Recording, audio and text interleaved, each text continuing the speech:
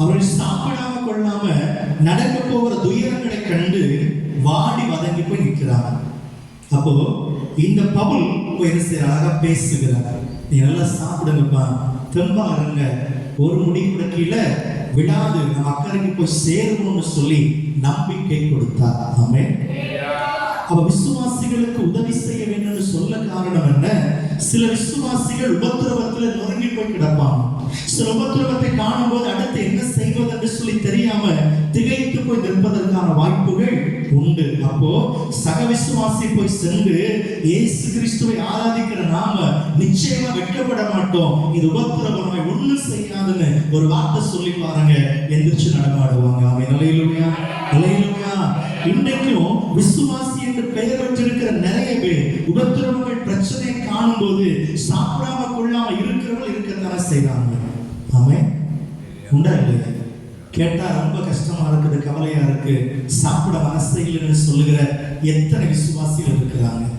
அவர்கள் நம்மிடத்துல இருந்தா நம்ம என்ன சொல்லணும்? சாப்பாடை கொண்டு போய் ஊட்டி விட்டாவது நினைச்சு வந்துடணும். ஆமென். எதுக்கு சாப்பிடாம இருக்காதீங்க.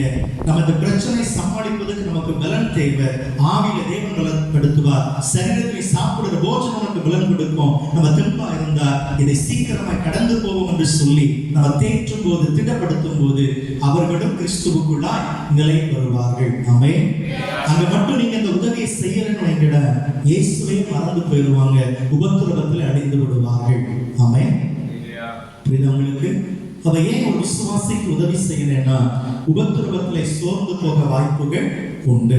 ஒரு விசுவாசி உபத்திரவத்திலே சோர்ந்து போக வாய்ப்பு இருக்கிறபடினால அவளை விழுந்து போக விடாதபடி சக விசுவாசி தைரியம் சொல்லணும், இயேசுவின் வார்த்தைகள் எடுத்து பேசணும். ஆமென். ஹல்லேலூயா. உள்ள போய் பக்கத்துல நின்னுட்டு, ஆமா இப்படிதான் எனக்கு ஒரு சகோதரியை தெரியும், இப்படிப்பட்ட பலவீனம் இருந்து செத்து போனான்னு சொல்லி பேசக்கூடாது. ஆமென். ஹல்லேலூயா. இது உதவி அல்ல, இது உபத்திரவம். ஆமென். ஏற்கனவே வேதனைப்பட்டு கிடக்கிற ஒரு விசுவாசி இந்த உபத்திரவத்தில் என்ன செய்வது ஏது செய்வது என்று தெரியாம தசமாறி நிற்கிற அந்த விசுவாசியோடு எங்கேயோ நடந்த நிகழ்வுகளை சொல்லி மீண்டும் வேதனைகளை கூட்டி விடக்கூடாது.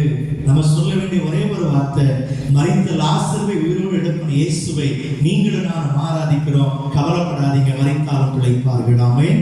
ஹல்லேலூயா. இப்படி சொல்லி திடப்படுத்தும் போது அவர்கள் தன்னுடைய துயரத்தை விட்டு மீண்டு வர வாய்ப்புகள் உண்டு. எனவே ஒரு விசுவாசி உபத்திரவப்படும் போது சக விசுவாசி தன்னுடைய வார்த்தைகளை சொல்லி திடப்படுத்த வேண்டும் என்று தேவன் சொல்லுகிற இது நம் அவர்களுக்கு செய்யக்கூடிய உதவி. ஆமென். இரண்டாவதா ஏன் ஒரு விசுவாசிக்கு நம்ம உதவி செய்யணும் அப்படின்னா, அப்போஸ்தலர் 11:29 வாசித்து பாருங்க. அப்போஸ்தலர் 11:29.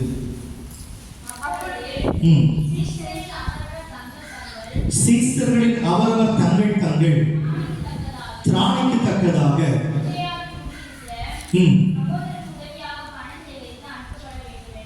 அங்கே குடியிருக்கிற சகோதரர்களுக்கு பணம் சேகரித்து அனுப்ப வேண்டும் என்று தீர்மானம் பண்ணினார்கள். நல்ல கவனிங்க. யூதாவில் இருக்கிற சகோதரர்கள், சகோதரனை யாரும் சக விசுவாசி எப்படி இருக்கிறாங்க? இப்போ பண கஷ்டத்துல இருக்கிறாங்க. அப்போ இங்க என்ன பண்றாங்க? அவங்க திராணிக்கு தக்கதை என்ன பண்ணினாங்க?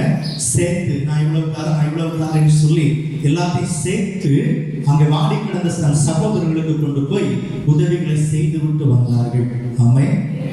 ஏன் ஒரு விசுவாசிக்கு நம்ம உதவி செய்யணும்னா, நம் சக விசுவாசி அடிப்படை வசதி இல்லாம அடிப்படை தேவைகள் சந்திக்கப்படாம கூட இருக்க வாய்ப்புகள் உண்டு. அந்த தேவை அவனை கிறிஸ்துவுக்கு விலக செய்து விடக்கூடாது. ஆமென். ஹல்லேலூயா. அந்த குறைவுகள் சக விசுவாசியை கிறிஸ்துவுக்கு விலக செய்து விடக்கூடாது. ஏன்னா குறைவோடு இருக்கும் போது தான் பல பேர் வந்து ஐடியா கொடுப்பாங்க. ஆமென். உண்டா இல்லையா? பல பேர் பேசுவாங்க, இயேசு கிறிஸ்துவுக்கு பசி எடுத்த போதுதான் பிசாசு வந்து பேசினான். உண்டா இல்லையா? 40 உபவாசத்துல பேசினான். அப்ப நல்லா இருக்கும்போது வந்து பேசினானா? இல்ல. பசியா இருக்கும்போது வந்து பேசுகிறான், கல்லுகளை அப்பங்களாக்கும்படி செய்யலாமே. அது நீ சொல்லி தெரிய வேண்டிய அவசியம் இல்லை, எனக்கு தெரியும். ஆபிரகாமுக்கு பிள்ளைகளை கல்லுகளினால உண்டாக்கக்கூடிய வல்லவன் உட்கார்ந்து இருக்கிறார். ஆமென். புரியுதா உங்களுக்கு? குறைவுகள் வரும்போது நிறைய பேர் ஏற்றி விடுவாங்க. என்ன சபைக்கு போனேன், யாராவது வந்து பார்த்தாங்களா, எதாவது கொடுத்தாங்களா சொல்லுவாங்களா இல்லையா? நம்ம எங்கடி போகாத வசம் அங்கே வந்து நான் பார்த்துக்கலாம், கூட்டிகிட்டு போயிட்டு நடுவழியில் விட்டுட்டு போயிடுவாங்க. ஆமாம், நிறைய பேர் நடுவழியில் நிற்கிறாங்க. ஏதோ கொடுக்குறேன்னு சொல்லி இழுத்துட்டு போய் கடைசியில் நடுவழியில் விட்டுட்டாங்க. ஸோ குறைவுகள் நிறைவாகட்டும். எனவே சக விசுவாசி குறைவுபட்டதினால் என்ன செய்யக்கூடாது? கிறிஸ்துவை விட்டு, விசுவாசத்தை விட்டு விலகக்கூடாது. முடிஞ்சதை நம்ம செய்யணும். ஆமென். ஒரு காலத்தில் நீங்க செய்தி மறக்க முடியாது. ஞாபகம் இருக்கா? எனக்கு நல்ல ஞாபகம் இருக்கு. பெருசா நம்மளால செய்ய முடியல. அன்னைக்கு வந்த காணிக்கையில் அப்படியே எடுத்து கொடுத்துருந்தோம். ஞாபகம் தான் சிஸ்டர், ஞாபகம் இல்லை. அது ஆரம்ப காலம் அப்படி இருந்தது, ரொம்ப குறைவு தான். ஆனால் அதை அப்படியே எடுத்து கொடுக்க ஒரு சூழலையும் நமக்கு தந்திருந்தார். ஆமென். இந்த உதவி இன்னைக்கு வெளியில போய் செய்வதற்கு தேவன் விரும்புகிறார். நம்முடைய ஆசை என்னன்னா, நம்ம கொடுத்து நிறைய போறது இல்லை, ஆனா அந்த குறைவுகளில் கிறிஸ்துவை விட்டு என்ன செய்திடக்கூடாது, விலகவே கூடாது. 1000 பேர் பலவிதமா வந்து சொல்லி நிறைய காரியத்தை சொல்லி மூல செலவு பண்ணுவாங்க, விழுந்துடக்கூடாது. அவங்க கட்டுறதுக்கு தேவை. அதற்காக எல்லாரும் கூடி சேர்ந்து சில உதவிகள் செய்வதில் தவறு இல்லை. ஆமென். நமக்கு தேவை என்ன? ராஜ்யம் கட்டப்படணும். ஆமென். அதற்கு நான் போடுகிற விதை ஒரு சின்ன செங்கலை போலவோ ஒரு ஜல்லியை போலவோ தான் இருக்கும். ஆமென். 10 ஜல்லி சேர்ந்தா ஒரு சின்ன வேலை பார்க்கலாம் தானே, 10 செங்கல் இருந்தால் சின்ன வேலை பார்க்கலாம் தானே, அப்படி நினைச்சு செய்யணும். எனவே இப்படிப்பட்ட குறைவுகளின் நடுவில் ஒரு விசுவாசிக்கு உதவி தேவை. மூன்றாவதா, ஏன் நம்ம ஒரு விசுவாசிக்கு உதவி செய்யணும் அப்படின்னா, தானியேலின் புஸ்தகம் 10வது அதிகாரத்தின் 13வது வசனம் வாசித்து பாருங்க. தானியேல் 10:13 வாசித்து பார்ப்போம். பெர்சிய ராஜ்யத்தின் அதிபதி 21 நாள் மட்டும் என்னோடு எதிர்த்து நின்றார். ஆனாலும் பிரதான அதிபதிகளில் ஒருவனாகிய மிகாவேல் உதவியாக வந்தார். நல்ல கவனிங்க, யார் சொன்னது? தானியேல் சொல்லுகிறார். அவர் பரலோகத்தின் தேவனுக்கு ஜெபம் பண்ணி கொண்டிருக்கிறார். அந்த அதிபதியான பிசாசானவன் 21 நாள் ஜெபத்திற்கான பதிலை தடுத்து வைத்திருந்தான். பிறகு முறையிட்டு பிரதான தூதனாகிய மிகாவேல் தூதனை கர்த்தர் அனுப்பி வான மண்டலத்தில் யுத்தத்தை செய்தார். அவருடைய ஜெபத்துக்கான பதில் உடனே கிடைத்தது. ஆமென். சொல்ல வந்த விஷயம் உங்களுக்கு புரிந்திருக்கும் நினைக்கிறேன். ஜெபத்திற்கு உதவி அல்ல, நீண்ட நாட்கள் ஜெபித்து பதில் வரலன்னு சொல்லிட்டு ஜெபிக்காமலே போய்விடுகிற நிறைய விசுவாசிகள் இருக்கிறாங்க. அவங்ககிட்ட போய் சொல்லணும், நீ உண்மையா ஜெபித்தீங்கன்னா உன் பதில் எங்கேயும் போகாது, நீ இன்னும் ஜெபி. உனக்காக தூதர்களை அனுப்பி வான மண்டலத்தில் யுத்தம் பண்ணுவதற்கு நாம் இயேசு போதுமானவர். அல்லேலூயா.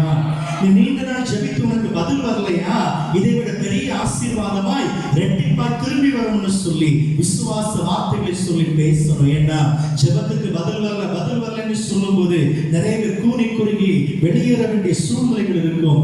சொல்லணும், தாமதமானா ரெட்டிப்பா வரணும்னு சொல்லுங்க. ஆமென். அல்லேலூயா. நம் ஜெபத்தை கேட்க கூடாதபடி செவிகள் மந்தமாகவில்லை, உபத்திரவத்தை பார்க்க கூடாதபடி கண்கள் குருடாகவில்லை. என்னை பார்க்கிறவரா, கேட்கிறவரா, என்னை விசாரிக்கிறவரா, என் இயேசு எனக்காக இருக்கிறார். ஆமென். அல்லேலூயா. ஜெபத்துக்கான பதில் தாமதமாகும் போது சோர்ந்து போக வாய்ப்புகள் உண்டு. திடப்படுத்துகிற உதவி தேவைப்படுது. சக விசுவாசிகளுக்கு அப்படிப்பட்ட உதவிகளை நாம் செய்ய வேண்டும் என்று வேதம் நமக்கு கற்றுக் கொடுக்கிறது. அது மாத்திரமல்ல, இன்னொரு வசனத்தை கூட வாசிக்கலாம். யோபுவின் புஸ்தகம் 6வது அதிகாரம் அதனுடைய 13வது வசனம். யோபு 6:13 வாசிப்போம். எனக்கு உதவியானது ஒன்றுமில்லை அல்லவோ, சகாயம் என்னை விட்டு நீங்கிட்டே.